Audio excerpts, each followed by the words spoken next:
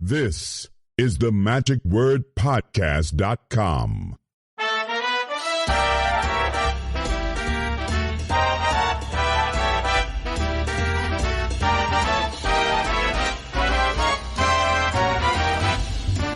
It is now day 3 of the senior tour here in St. Louis, and we've got a lot more activities going on today. I turned in a little bit early last night in order to provide you guys with the report that we did for days 1 and 2, and so I'm starting to put together some conversations with some other conjurers here who are instrumental in making this the success that it is.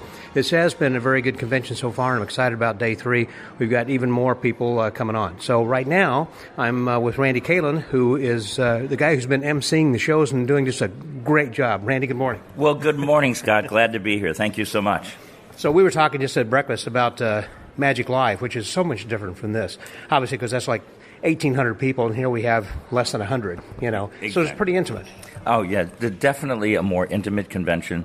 The cool thing, I mean, a lot of these people are truly legends, like Howard Hamburg coming in, and Alan Ackerman. I mean, you're sitting there talking with these guys, they're showing you show them something, and they'd say, have you ever done this before? And it seems like every time you see them, they show you something that you never knew before. That's something that you don't get at other conventions. The capabilities of finding so much knowledge from these legends, and they're just willing to share. And I've talked with some people then also who have brought their books of these guys who have written over the years and getting their autographs, in the books. Me too included. I have, over the years, built up quite the collection. Never thought I would spend so much time with these students. And, I have Howard Hamburg and Alan Ackerman, as we just mentioned. I mean, I have met them a couple times, but now I feel like I actually know them. And Howard last night said, Randy, come over here and sit with me. I want to show you something. And he spent like an hour and a half showing me different moves, showing tricks, gave me a set of his personal lecture notes, and gave me his personal number and said, hey, if you have any issues, come talk to me, whether we Zoom or whatever, and I'll walk you through it if you have any problems. I mean, where are you going to get that except in something like this? No, that's true. It seems like whenever that you would go to a larger convention, there are numerous advantages, obviously, to going to a large convention like Magic Live or to Blackpool or FISM or something like that, that you won't get that experience elsewhere. But the intimacy, because if you're going to go sit with Howard Hamburg at FISM, let's say, and he's sitting around, you're going to have an inner circle, a middle circle, and probably 3 more outer circles. But here, you can sit right down with him.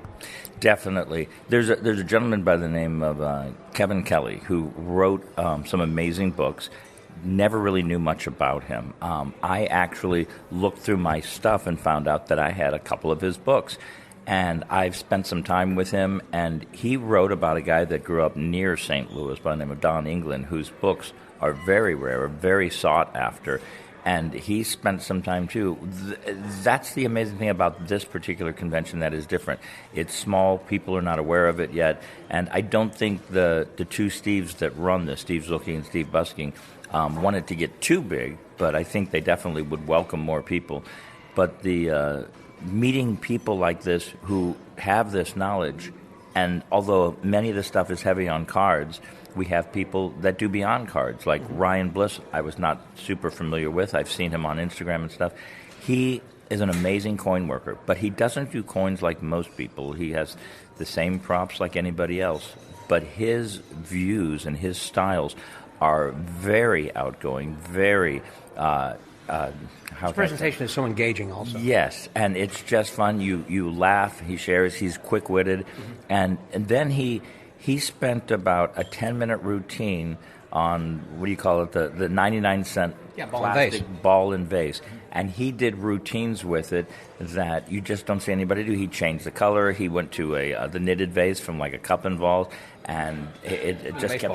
Yeah, and then he ended up with a baseball, just like regular cups and balls, that no way that it would fit inside there. And it was just fun to watch. And then, of course, he did coin routines. He did a routine last night with just about 5 of us with an African coin, some other stuff. He actually put the coins in my hand, closed it, and when I opened my hands, there were 2 quarters. Just crazy things that you've never seen before. But that's the kind of, the talent here, I really, even though you're not familiar with it, you really say all the time that this is the best talent, stuff like that. but it's talent that's ready to share. I do want to also point out that even though this is called the Senior Tour, you made a good point there as far as Ryan Bliss doing this. For those who aren't familiar with him, he's not a senior. He is a young fella. And we did have Andy Gladwin performing last evening and several other people here who are young. So people should not be put off by the title of this called the Senior Tour, thinking this is something basically that you have to be 55 or older in order to come. It's kind of like, well, this is for the retirement community or something. No. Please consider coming next year because this is something that is for everybody. And it is the senior part of this, I think, just is the experience that people have. And it can be a young person who has a lot of experience, not necessarily an old person who has experience, and that are willing to share with everybody. So it's just been a lot of fun. Yeah, you mentioned Andy coming here. He brought his two of his main workers, George and Mark, from Vanishing Ink. They came here. They were filming and gathering information for some projects that Andy's doing along the way. So when you see someone like Andy Gladwin, which is so prolific with all the books that he creates, all the projects that he entertains with, and he came here to seek people and information for his stuff. I think that says something about it. It does, and that also, again, goes to the point of the experiences that he knows people have here that are willing to share. I will also say this, in a way, reminds me of some of the close-up conventions I've attended, like the 4F convention, like Pebblepalooza, in which there are some intense sessions from the standpoint that the performers and lecturers are not saying, okay, are they familiar with an Ascanio spread? You don't have to explain the double lift or different things. It's like, I understand that.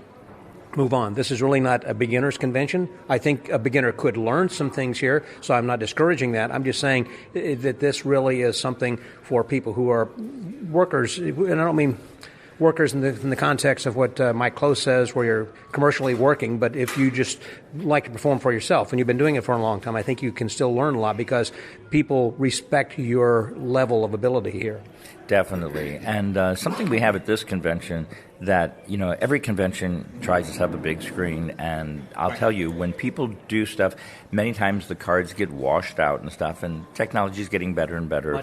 But we have a gentleman by the name, he's one of my dearest friends by the name of Jesse Bader. And he is truly a professional filmographer. He films on big movies, TV sets, makes documentaries, he does TV commercials, and he's got the knowledge and the equipment, as young as a man he is, and he comes here. He set up the camera work, set up a GoPro over the table, and he switches just smoothly. Using QLab. Yes, and just sets, you can see their hands to the point you can see their body, and he does it on a dime. And the coins, the cards, everything is very crystal clear. So the technology that he brings to this convention, I think some of the bigger conventions could utilize his services. That's a good point. I was so impressed when you introduced him to me because he was the one who was handling when I did the panel discussion then the other night. And I said, well, I would like to record that. And he said, do you have an H4n? I mean, knew immediately because I'm a podcaster, I would use this. It's like, yeah. And not only that, he knows more about this microphone than I know about it because he was saying, well, here's a plug-in that you can use on the back of this. It's like, I thought that, I didn't even know that plug was there. And he was able to record that. So those of you who have not had a chance to listen to that panel discussion, I know many of you have already, and I've been getting a lot of nice comments. And that has been, one of the most downloaded episodes here of late because there were like 7 different people who were on the panel there that evening on the opening night on Thursday night. But it was because of Jesse helping with the sound on that to make that possible. Otherwise, it would not have had the clarity that it did.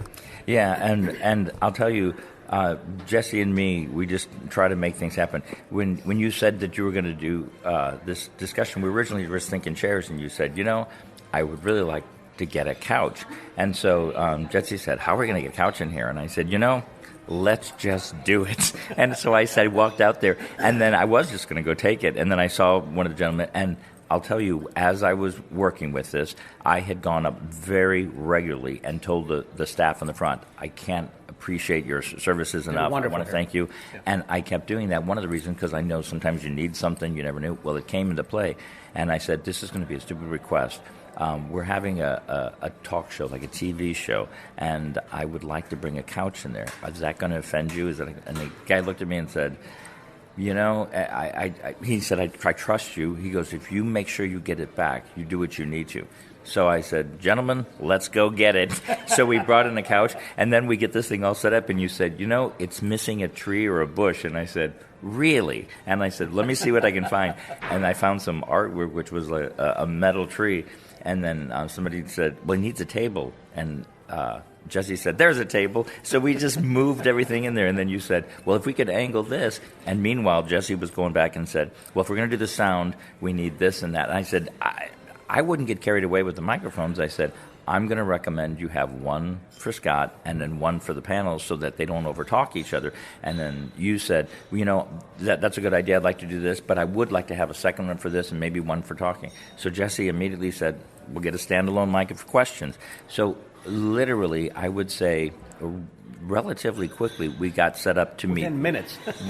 what you needed, get it set up, and so we're trying to meet the standards of the people that are doing this, that are bettering for, and the knowledge that you brought from your travels and your experiences. I mean, it's just phenomenal. And you just, I was thinking that everybody was going to come up at the beginning, and you said, let's get started. And I said, well, they're not here yet. And you said, no, I'll call them up. And I said, oh, because I thought they were all going to sit there at the beginning, and then it just kept moving. And then as you were going, you kept pulling people up, and they said, well, I guess it's my turn to leave because there's no room on the couch, and they kept building up. And then you said, you know, I noticed there's somebody over. Let's have them up there, and you kept bringing them up.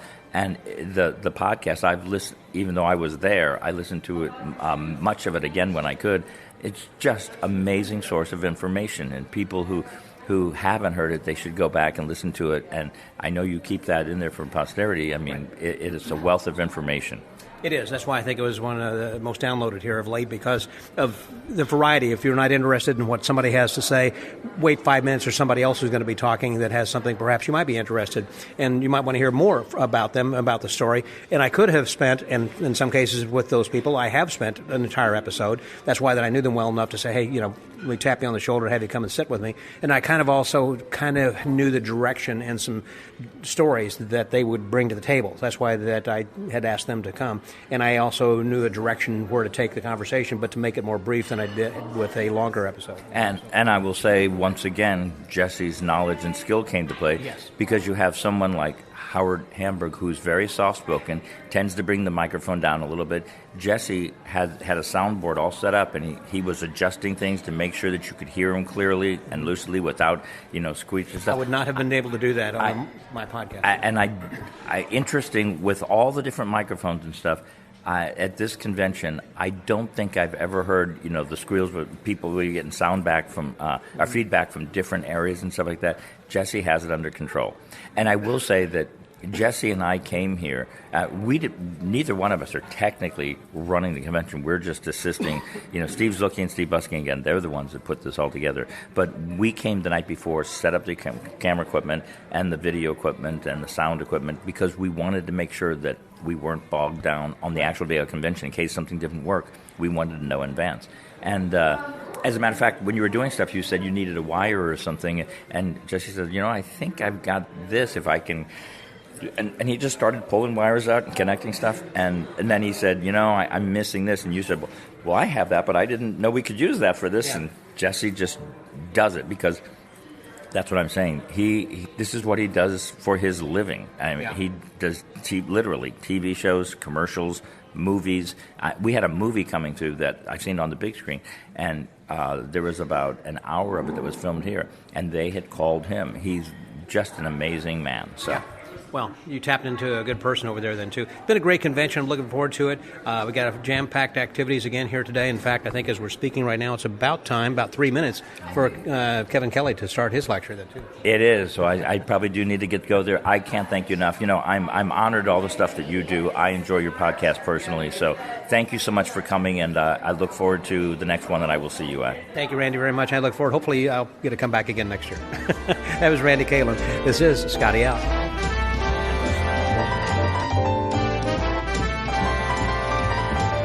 All right, so we just finished a lecture here this morning by Kevin Kelly, which was excellent, explaining a lot of things that he did in last evening's show. But I'm here with a couple of the organizers then right now, Steve Zuehlke. Hi, Steve.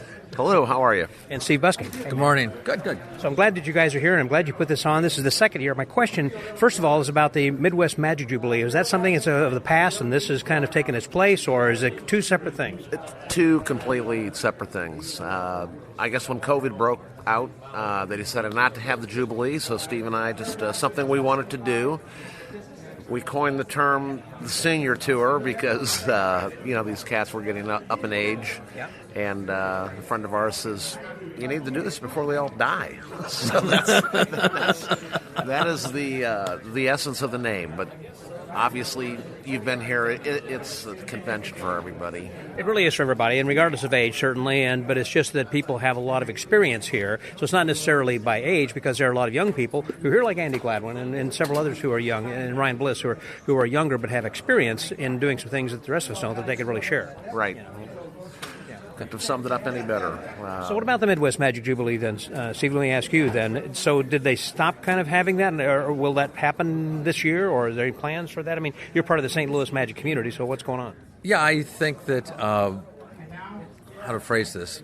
That was more of a stage, kind of a little bit of everything, whereas this is really more close-up, of course. That's why I say they're two separate types of conventions. That's true. The Jubilee, I don't expect it to go back again this year. I think the local group is trying to decide how best to position the Jubilee, because it always has had a stage component to it, as opposed to strictly close-up. So I'm thinking probably 2024 is likely when we would see it again. Yeah. If we do. If we do. And if they do, in a way, you're not really competing with them, but it's in the same city. Will you be hosting this convention then as well if they decide to do that then too? I would, yes. Okay. Yeah. Tentatively, we're going to be back here in April next year. I saw you got the flyer. You're already planning on it. What's the date next year? April 9th to 10th? April 10, 11, 12, I believe. Okay. Yeah, second weekend of April. Why'd you choose this weekend? I think in part because we looked at the calendar ahead. Quizzical looks at each other. I don't know. Yeah, they look at the calendar ahead for 2020 for this year, and we saw this weekend was not going to be competing against like Abercorndabra, Effectors, and So we wanted to pick it a weekend that.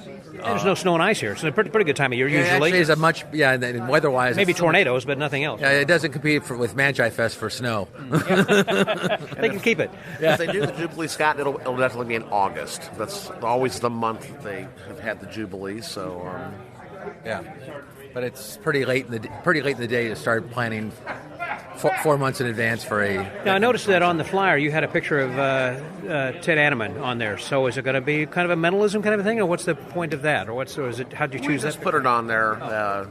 We really don't know what we're going to do next year, do we? No, not yet. Not yet. Well, that implies something. I mean, with the photo, him of all people. Yeah, I don't see this becoming a mentalism convention. That I can foresee that anyway. Well, that would fundamentally shift exactly what you've already established for the last 2 years. Yeah, true, very true. Yeah, because I don't think of Ted Anneman as being a close-up guy. Yeah,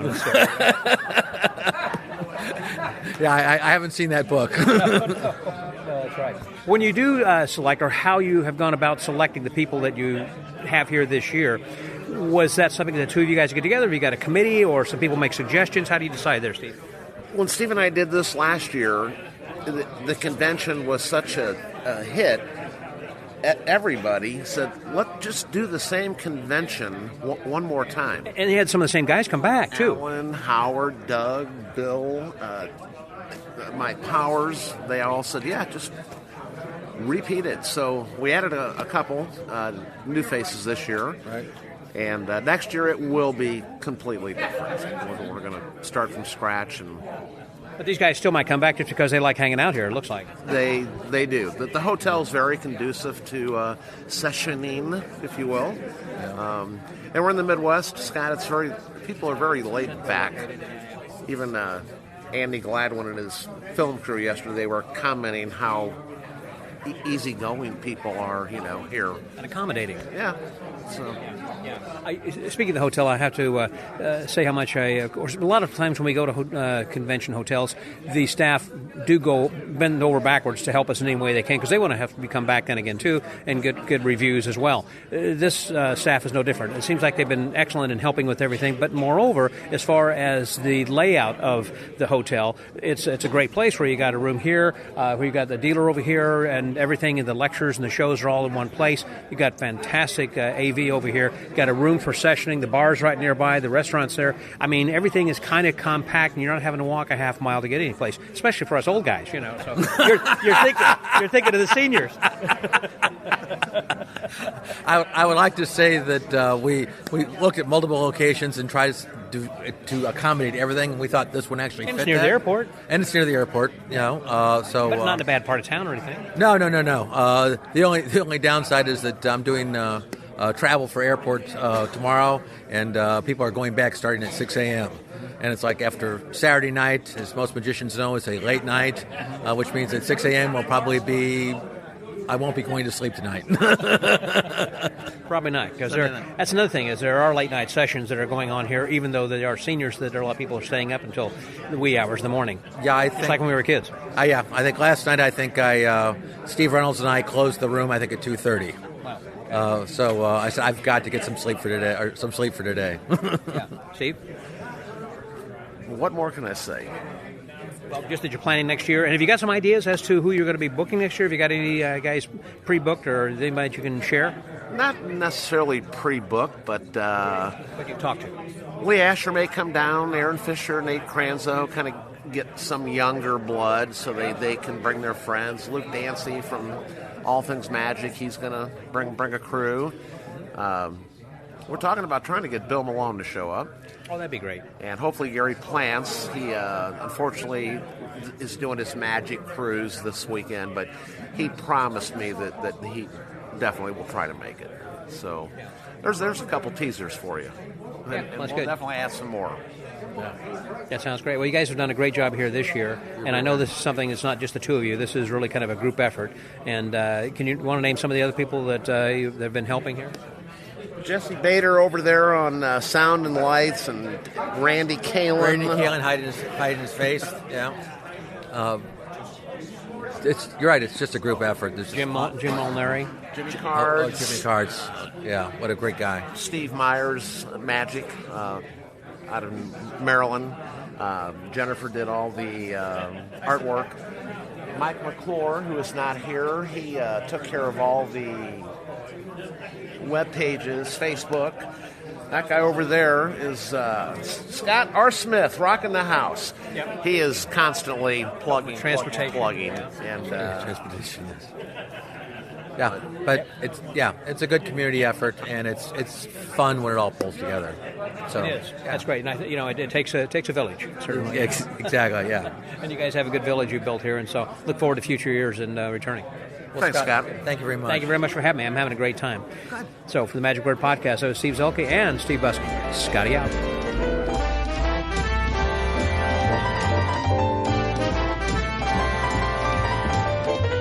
We just finished the lecture with Bill Goodwin, and getting ready to have a breakout for lunch right now before we have a workshop session and everything. But I thought it would be a good opportunity to talk a little bit about what happened in last evening's show. We haven't really kind of recapped that. And I am talking with a friend of mine, Kansas City, right? Is that right? All the way from Kansas City. I got Shaun Rivera with me here. Hey there, Shaun. Hey, how's it going? Fantastic. Very good to see you again. And last time we talked was for the podcast. We talked about your card collection. I assume you're still collecting Still cards. collecting, oh yeah. And how many do you have now? Thousands and thousands of decks. I don't even know how many. How many do you buy a week? You must have like a 3-pack a day habit now. Yeah, that's about right. I mean, I'd probably go through a deck a day if I'm performing or something like that. But and it's impossible to keep up with all the different bicycle decks these days. Why But, isn't that true? yeah, oh yeah, but if something comes out and catches my fancy, then I'll snag a couple. Are there things that you are following all the time, like on some GoFundMe types of things, or how do you hear about these? Is it just, I assume there's a card collecting community that you keep in touch with? Yeah, just mainly through like Vanishing Ink or PenguinMagic.com. Illusionist does a bunch of them. Illusionist too. They got some good decks too. 52 Plus Joker is a good club to join if you're into decks of cards, not just magic wise, but if you like the design of them or just interested in playing cards, you can join 52 Plus Joker. Lee Asher runs that club, and it's pretty cool.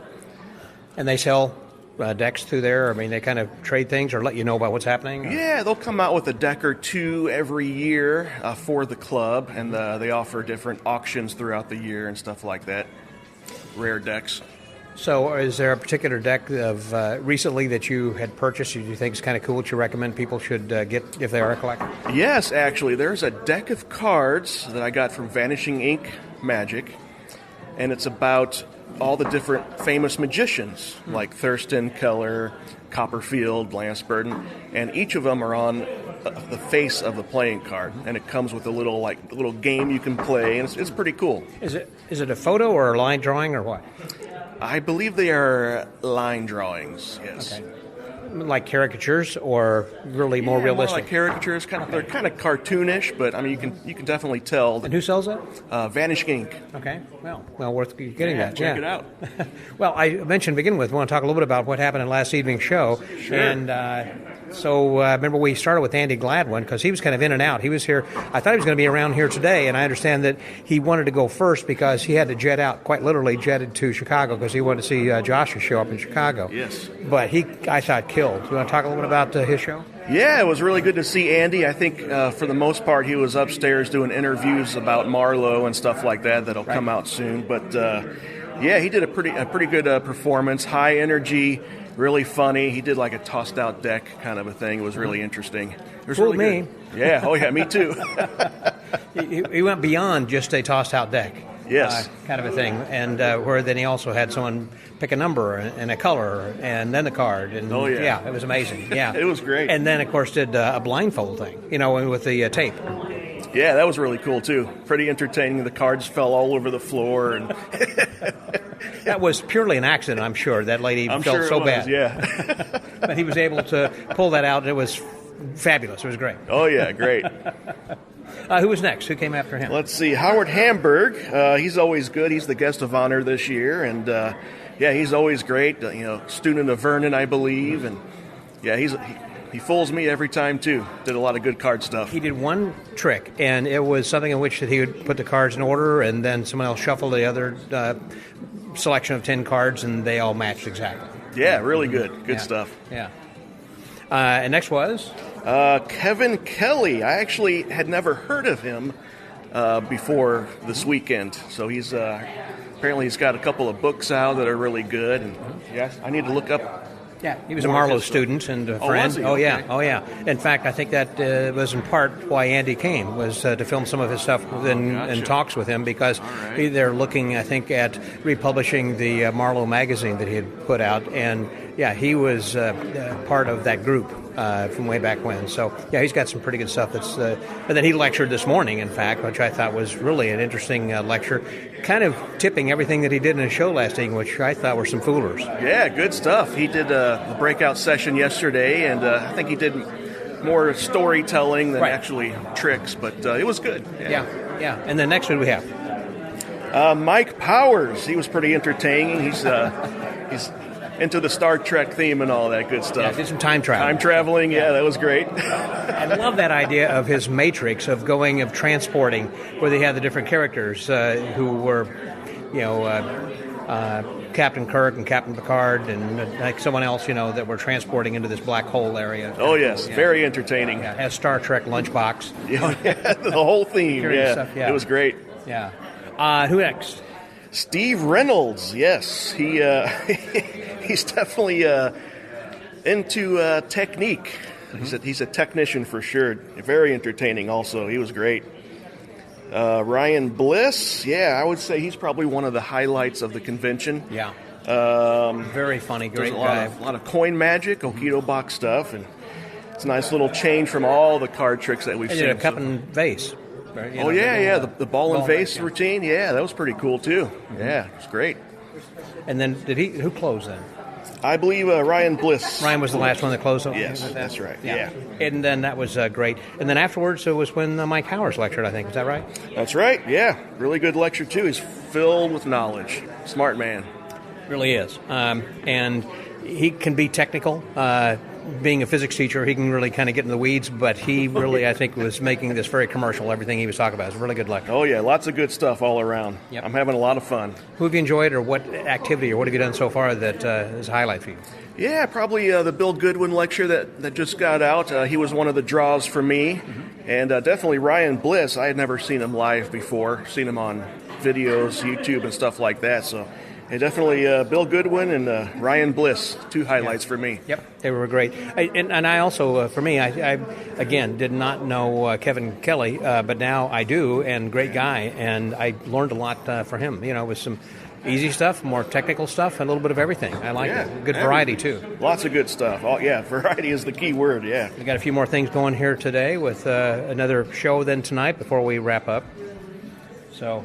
We've got a full day still ahead of us, even though we've had a full morning already. We sure have, yeah. Off to lunch right now. That's right. Did you drive down, by the way? Or? Sure did. Okay. Nice little 4-hour drive straight not down too bad. I-70. Not bad at all. Yeah. So, with the Magic Word Podcast, thank you very much. That was Shaun Rivera. This is Scotty out.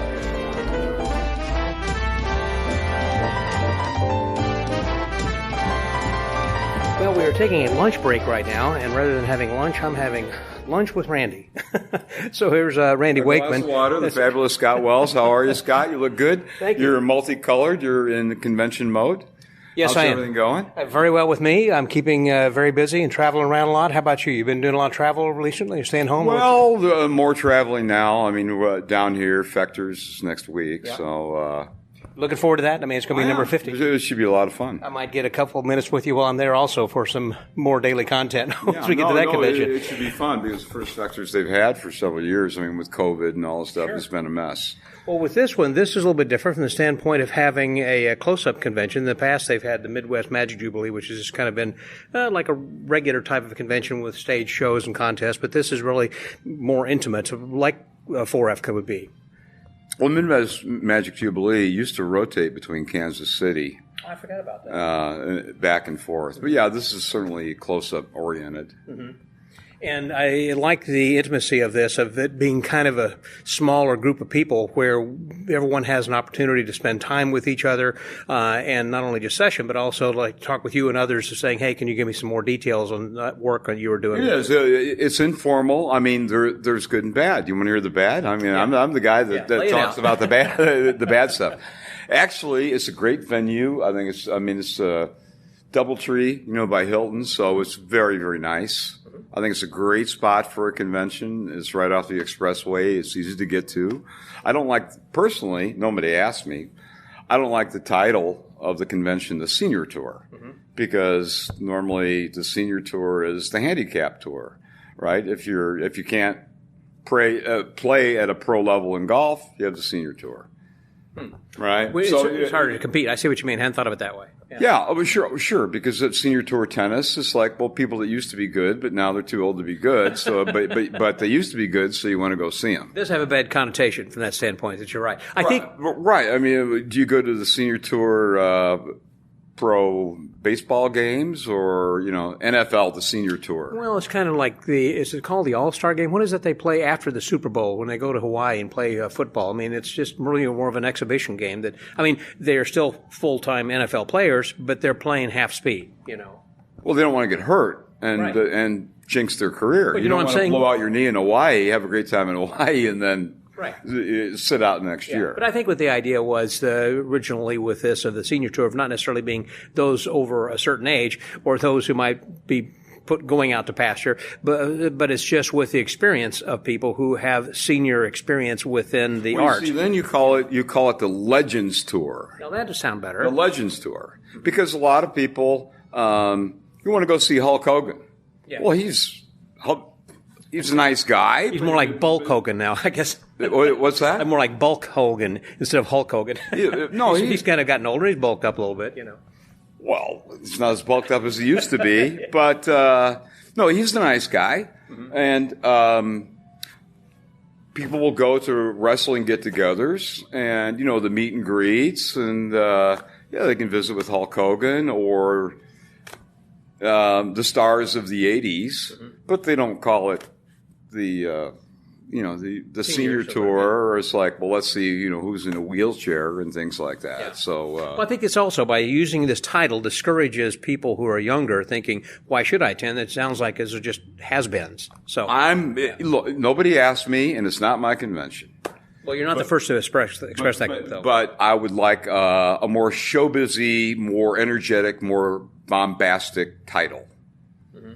Well, maybe next year or in the future. Who knows? For example, baseball, we have the World Series. Yeah. The United States is 4% of the population of the world. But American baseball still has the World Series. Yeah, no one else is actually coming from Germany to play. Yeah. No. I mean, soccer maybe, but not. Not baseball. So Right. it's just I think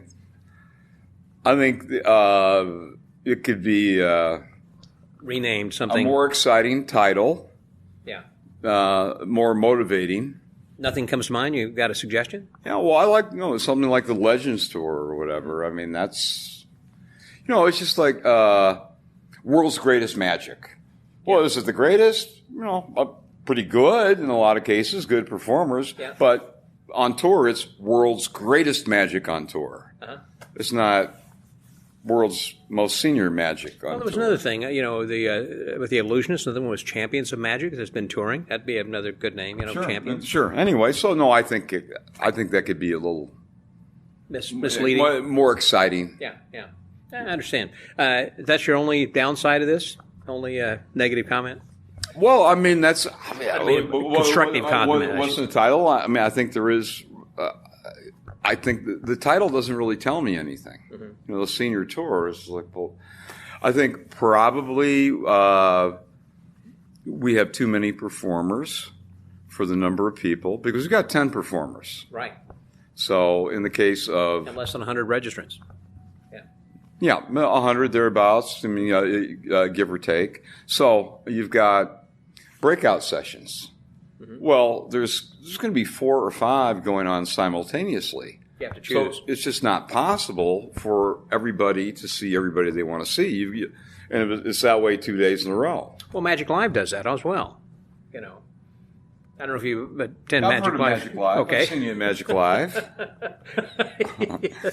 Well, yeah, but this is obviously a close-up convention, and Magic Live is obviously not. No, I agree, but my close-up point is convention. they have other things that you have to take a track, and you have to decide between A and B. You can't do both together. Yeah, it's good to have choices, but when it's at the same time, not staggered, and people have to compete. Let's say there's 4 people that I want to see today. Yeah. In a breakout session. You can't see them all. Yeah, I see your point. Yeah.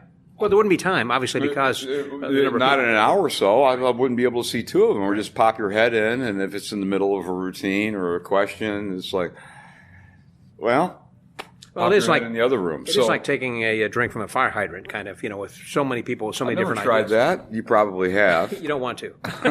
Dangerous? Knock you Nutsy? over. Knock you over.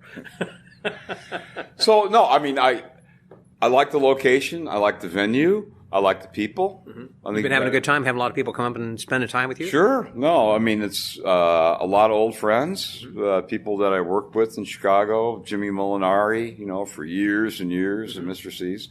Yeah, it's a great group of people. It's a great environment.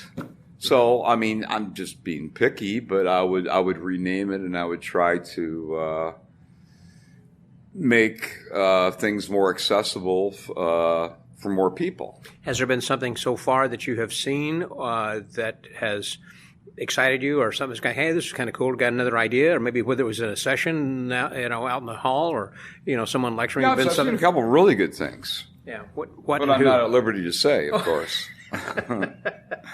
But you got some great workers here. I mean, Billy Goodwin has been terrific forever.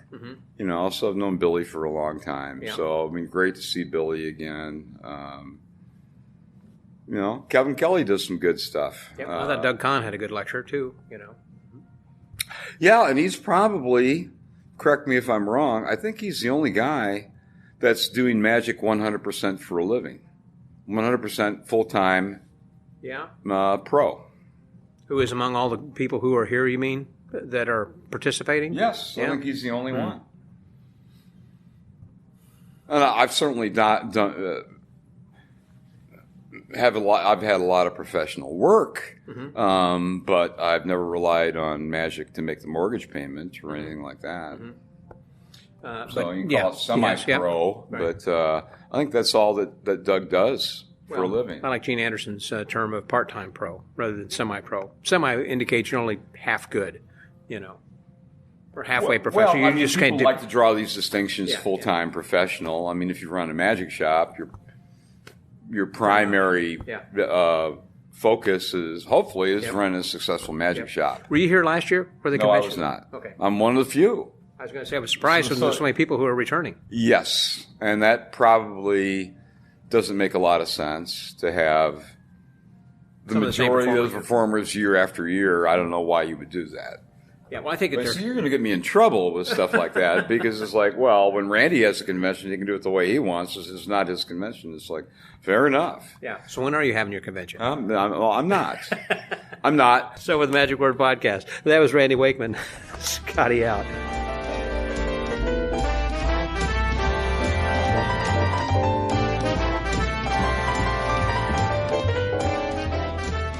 So while the workshops are going on then right now, one of the people I'm talking with who is not in the workshop because he was actually trying to get a little bit of sleep because of how late he was sitting up last night is Steve Reynolds. Hey there, Steve. Hey, how are you? Fantastic. So you were up late last night, so you've been having a lot of fun? Oh, I'm having a great time, and that's one of the great things about these smaller conventions. You get to sit and hang out with everybody and session all night long. Well, that's true, except this is a senior tour, and there's some older people here. That's so right. I guess late night there's a different definition at this. That's right. 11 o'clock is late night for some people. Exactly. That's right. But there were a lot of young people here as well. So you were up sessioning. I know there's some older. I was talking with one fellow who's older than me, and he was up until like 3 this morning or something. So it doesn't have anything necessarily to do with age, but also I guess just with passion. And you've got a lot of passion. You've been working on some new projects. You were telling me. Then? Yeah, I've been doing a lot of writing lately. I've been putting out a kind of a monthly booklet called Output, but this is going to lead into some. I'm from a book background, having studied with John and a rocket bomber, and so I want to continue that tradition in my own way. And because as people are listening to this, I mean, I know that Steve is from New Orleans, or he lived in New Orleans now, not from there originally. Yeah, I'm originally from Mark D'Souza country up near Philadelphia. Yeah. Okay. And I moved down there about 10, 12 years ago. Was it your profession that brought you there, or your wife's? Or Yeah, it was actually John. I came down to be next to him, and because I've been studying with him sort of over the phone and yearly treks down to New Orleans, but it was about time to just be around him more, and that's the reason. Well, it's enough reason right there, to study from him because he was someone who was, of course, within Ed Marlowe's inner circle. Yep. And I started early with John. I was about 15 when I started talking with him, and he introduced me to Marlowe's stuff. But what's great about John is he says there's no shallow end, but his writing, even though he sometimes uses words that you got to look up, his technical writing is very succinct, and he allows you to get into Marlowe in a more fundamental way. So when you go into the bigger book, the more bigger books into the actual Marlowe work, you have that behind you, and you can get in there and tackle that mammoth amount of work. Have you been to some other conventions of late? I mean, since post-COVID here? Well, yeah. I did this last year. I'm going to be at the Pebble in Dallas next month. See you there? Yep, working at the SAM convention. In New Orleans? I'll see you there. In New Orleans this year. And what I was going to say about New Orleans, are they going to be doing something special? New Orleans is known for street magic. I don't know whether that Doug Kahn is going to be doing anything. Doug will be a part of it as well as I. And there's going to be a local show as well with Mike Dardant. I think I'm involved with that as well. So there'll be some New Orleans representation there for sure. I remember years ago when Earl Christenberry was the president of the IBM, and they had a big parade. It was on the opening night, and I said parade inside, where people were dressed in Mardi Gras costumes and throwing out beads and doubloons and everything. As everyone was in this big banquet hall, and we just had a big festive evening. It was a good way to have a kickoff in New Orleans. Absolutely, yeah. It's very festive. It's always, there's always something going on in New Orleans. And I spent some time with Earl, and he would tell me stories. We get together, with the group at Applebee's or Bennigan's, the Nights of Slights. And so it's good to, have that history and be able to learn about, the past. Speaking of the Mardi Gras, have you done many shows for some of the crews? They call them crews, who are the clubs that are in these parades. Yes, I have.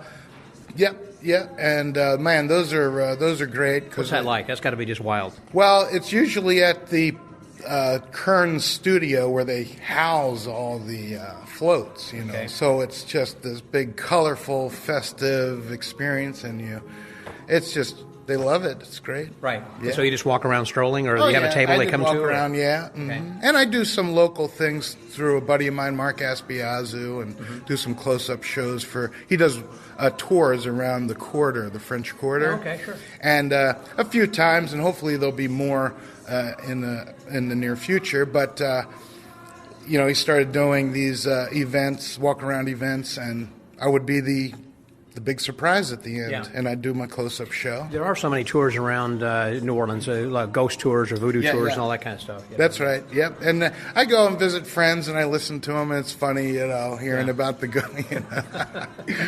That's what people go to hear, or when they're not drinking. And of course, I used to do street performing. I'm a card guy, dyed in the wool, card magician, and so I was coaxed out onto the street, and I went out there for 4 years. Wow. And I learned, lucrative. Yeah, and I learned a lot, and I'm not doing it right now. I'm doing the writing now, but anyway, it was a great experience. And Any street magicians who have come through who really, I know they kind of pass through, from all over the world, who come through New Orleans at one time or another. Someone that you've seen, I'm not going to put any words in your mouth or suggestions. No, because my favorite magician in that realm, and one of my top, I'll just say 5 to 10, is Alexander Osborne. Okay. Fantastic magician, great thinker, and really knows how to make it everything magical, Mm-hmm. So, and another one is Jimmy Talks a Lot, where he's got just a tight act and just wonderful, and Warpo Cole. Another act that you can just. I saw his act so much that I could follow each moment, and if he sped up in the show, I knew it was going to be a short show. So all I had to do was hear it, and you just know where it's going. Interesting. That's how tight he had the show. You just knew. Wow. There was going to deviate, Well, I'm glad you're liking this convention. I'm enjoying this. Is my first year here to this one then as well. So it's been a lot of fun. I like the tightness, the intimacy of it all and everything as well. So it's good to see you, Steve. Hey, thank you. So with the Magic Word Podcast, that was Steve Reynolds, Scotty out.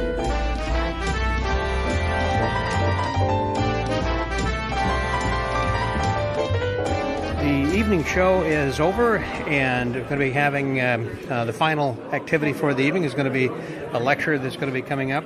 Then that is by Randy Wakeman, and then that kind of concludes the 2023 senior tour. But I thought we'd kind of have just a quick recap of this evening show with a friend of mine from Austin, Texas, Ken Dickensheets. Hey there, Ken. How are you tonight?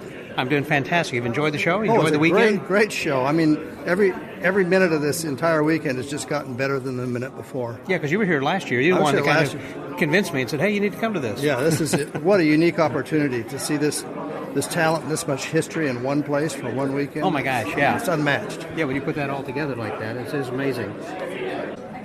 It has been fantastic, and they have a good mix, I think, also of registrants.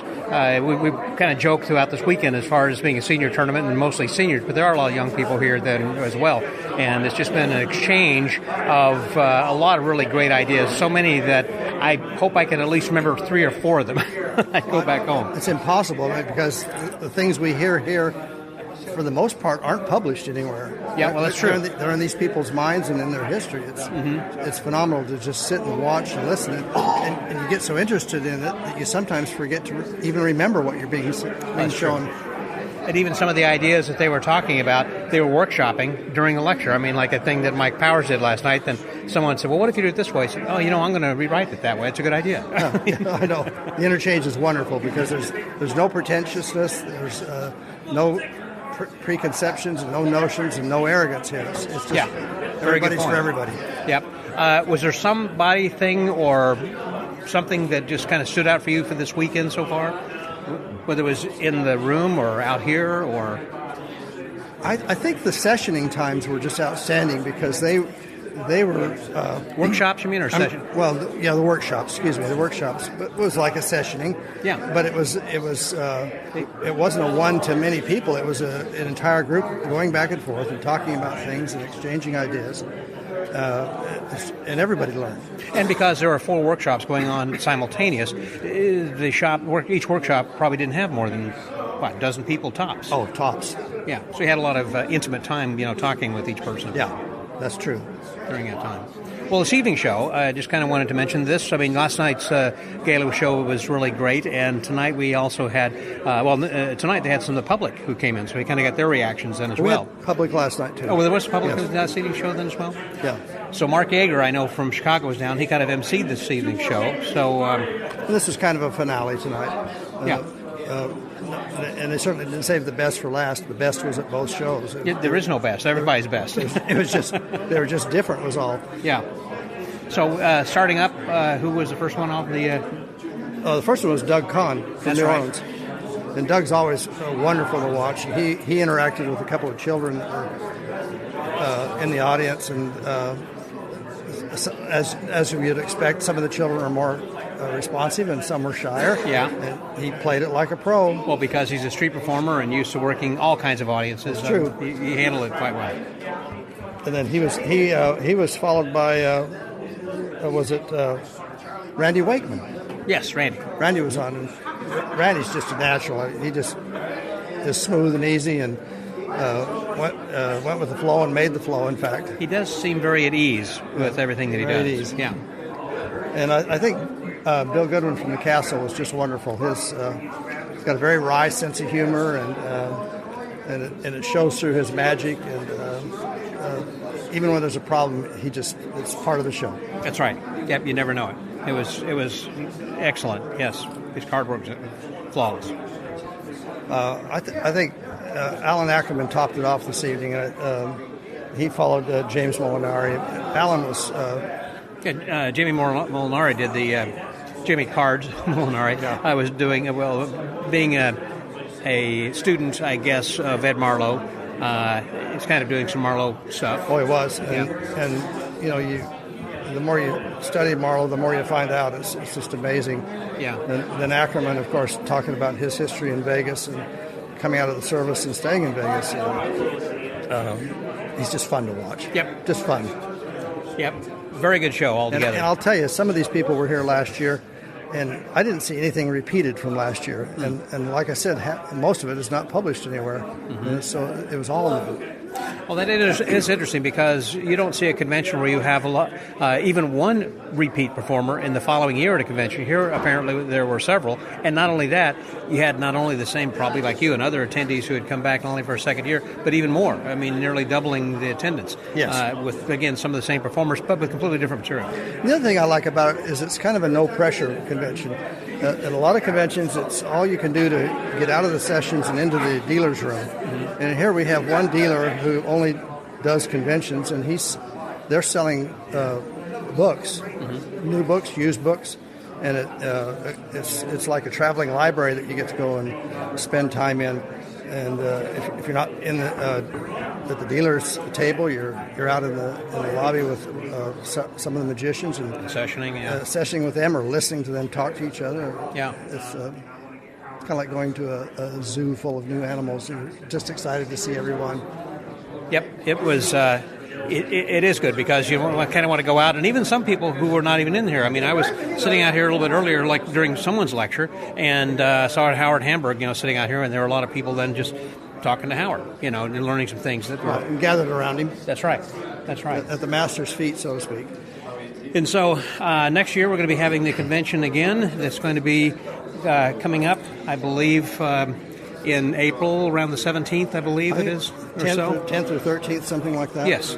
Have to check the schedule. I'll have it on the magicwordpodcast.com over there. We'll have the convention schedule. I thought they had a flyer around here, but they must run out of those, I guess. People taking them or whatever. But anyhow, yeah, that's going to be coming up then this next year, and I think we'll probably be a lot of return attendees as well as some new people. Hopefully that you will be one of the new ones. Oh, I'll be back. Yeah, okay. The nice thing is purchasing the tickets in advance and getting it on your calendar early on. Steve, what's the date for next year? Got Steve Zuehlke here then, but just passing by. So I was going to look at a brochure, but they're not here. So everybody's taking them already. So anyhow, next year that have to come back and attend. So, yep, we'll be seeing you then here. I certainly will. But that's a good recap, I think, of kind of what we've been having this weekend, and I hope that you listeners have gotten a good sense of what you were missing. For those of you who have attended and were listening to this then also, that you get to hear some of the things perhaps that you may have missed while you were attending. Well, I highly recommend this convention. It's a little known. It's a small convention. It's not overpowering. It's not pretentious, but it's easily one of the top conventions of the year. It was fun. And that's a wrap from, actually we're in Collinsville, Illinois. I started to say St. Louis, but we're just across the river over here in Collinsville, Illinois. Ken, thank you very much. I appreciate your help with the recap over here. So, for the Magic Word Podcast, that was Ken Dickensheets. This is Scotty out.